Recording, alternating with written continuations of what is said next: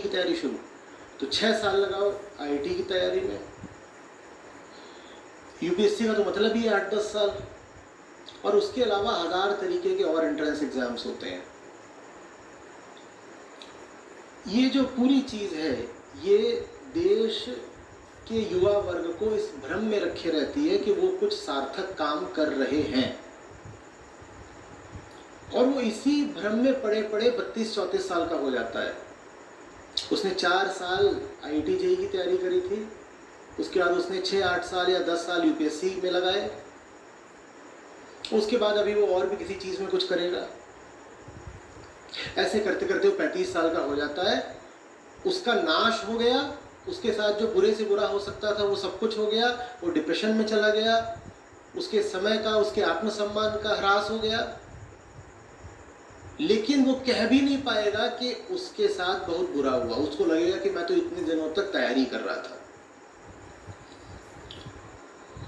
तो जब सरकार, समाज और पूरी व्यवस्था रोजगार दे पाने में अक्षम हो जाती है, तब ये जो पूरा एडटेक वाला कार्यक्रम है ये फलता फूलता है। ये एडटेक वाला कार्यक्रम फलता फूलता है, और जो कोचिंग सेंटर में पढ़ाने वाले लोग होते हैं वो सुपरस्टार बन जाते हैं, उनको हीरो की तरह फिर देखा जाता है, वो तुम्हें हर जगह दिखाई देंगे, यहाँ तक कि वो राजनीति में भी प्रवेश लेना शुरू कर देते हैं, क्योंकि भाई आपकी अब इतनी प्रसिद्धि, पॉपुलैरिटी हो गई है कि लोग जानने लगे आप राजनीति में आ सकते हैं।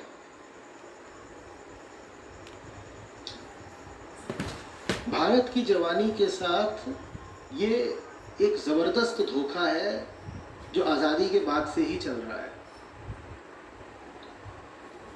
यूपीएससी में 1000 से कम सीटें, 700-800,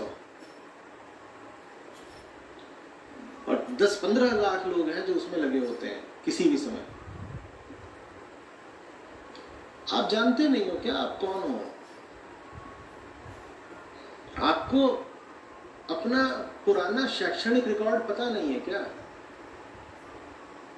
आप कभी भी शीर्ष 20-30% में भी नहीं आए, अब आप शीर्ष 0.1% में कैसे आ जाओगे? लेकिन नहीं, इसी कोचिंग इंडस्ट्री के साथ फिर एक जुड़ी हुई इंडस्ट्री शुरू होती है जिसका नाम है मोटिवेशन इंडस्ट्री, और अक्सर जो कोचिंग पढ़ाने वाला होता है वही मोटिवेटर बन जाता है, क्योंकि उसके लिए ज़रूरी है ना, वो आपको बताए देखो तुम्हारे 5 साल खराब हो चुके हैं लेकिन भागना मत, अभी तुम लगे रहो, 3 साल फीस और दो, तैयारी करते रहो, तू करेगा, तू फोड़ेगा, चल फीस जमा करा जल्दी से, 1 साल कोचिंग और कर। और फिर जिनका चयन वगैरह हो जाए उनको सम्मान पत्र दो, उनको सिंहासन पर बैठाओ, इंटरव्यू ही इंटरव्यू उनके छापो चारों तरफ, उनको हीरो बना दो। बिल्कुल सोशल मीडिया ये सब तो कर ही देता है जल्दी से।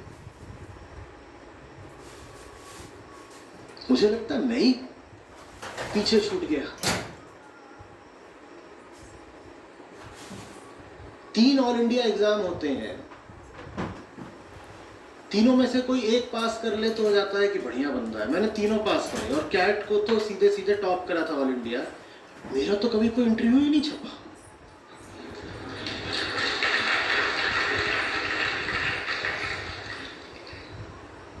अखबार में भी कुल एक बार आया था, वो भी जब 10वीं में बोर्ड टॉप किया था। न जाने कैसे उन्होंने खबर छाप दी और फोटो डाल दी, उसके बाद से कभी कुछ आया ही नहीं।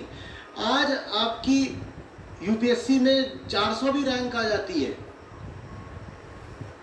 तो पत्रकार भागे आएंगे, इंटरव्यू लेंगे, वो जाएगा यूट्यूब पर, उसके 6 मिलियन व्यूज हो जाए।